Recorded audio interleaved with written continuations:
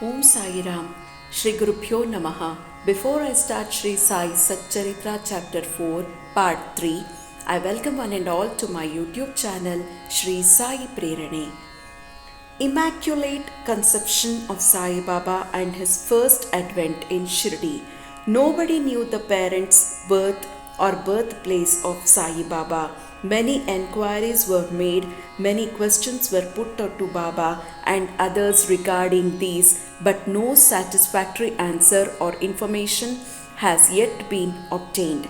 Practically, we know nothing about these matters. Namdev and Kabir were not born like ordinary mortals. They were found as infants in mother of pearls, Namdev being found on the bank of Bhimrati river by Gonai and Kabir on the bank Bhagirathi river by Tamal.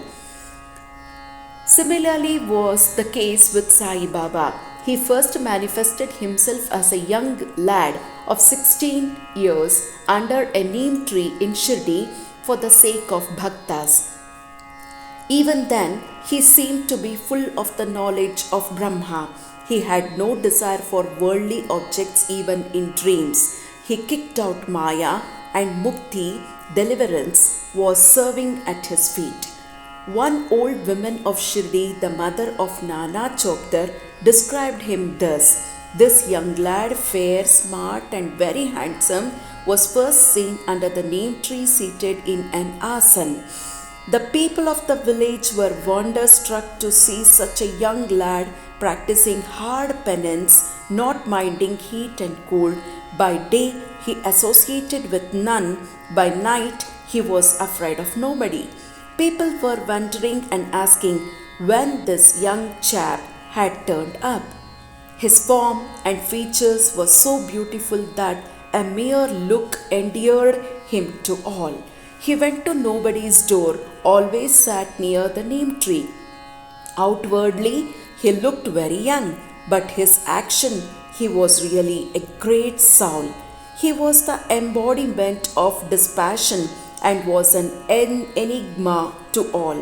One day, it so happened that God Khandoba possessed the body of some devotee, and people began to ask him, Deva, you please enquire what blessed father's son is this lad and when did he come? God Khandoba asked them to bring a pickaxe and dig in a particular place. When it was dug, bricks were found underneath a flat stone. When the stone was removed, the corridor was seen, in which 4 samais, that is lights, were burning. The corridor led to a cellar where cow mouth shaped structures, wooden boards, rosaries were seen. Khandoba said, this lad practiced penance here for 12 years. Then the people began to question the lad about this. He put them off by telling them that this was his guru's place, his holy vatan, and requested them to guard this well. The people then closed the corridor as before. As Ashwatha and Audambar trees are held sacred, Baba regarded this neem tree equally sacred and loved it most. Mahalasapati and other Shirdi devotees regard this site as the reciting place, that is Samadhi Sthan of Baba's Guru, and prostrate before it. 3 Wadas.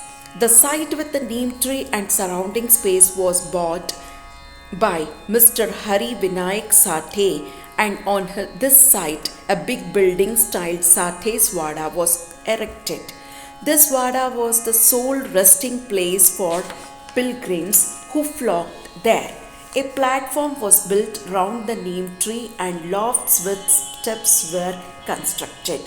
Under the steps there is a niche facing south and devotees sit on the par, that is platform, facing north. It is believed that he who burns incense there on Thursday and Friday evenings will by God's grace be happy. This Vada was old and dilapidated and needed repairs.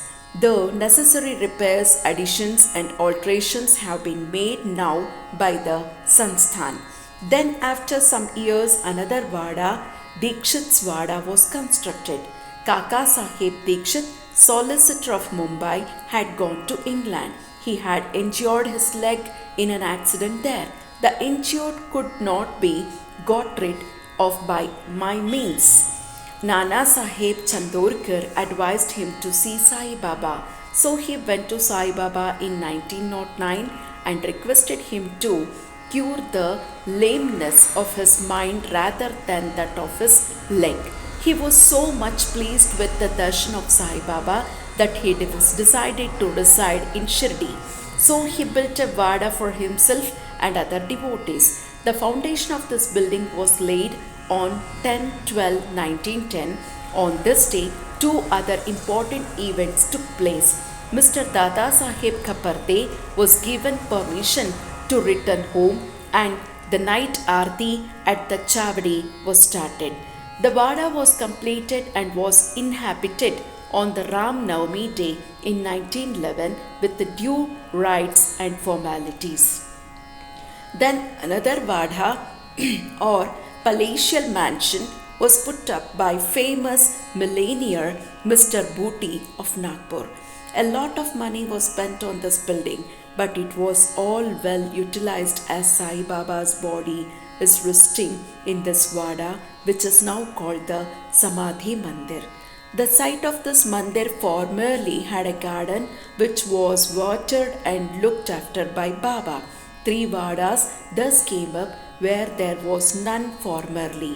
Of these, Sate's Vada was most useful to all in the early days. The story of the garden, which was attended by Sai Baba with the help of Vaman Tatya, the temporary absence of Sai Baba from Shirdi and his coming again to Shirdi with the marriage party of Chand Patil, the company of Devidas, Jankidas and Gangagir, Baba's wrestling match with Mohiddin Tamboli residing in Masjid, love of Mr. Dhengle and other devotees and other incidents will be described in the next chapter. By this I am completing Sri Sai Satchitra chapter 4 part 3.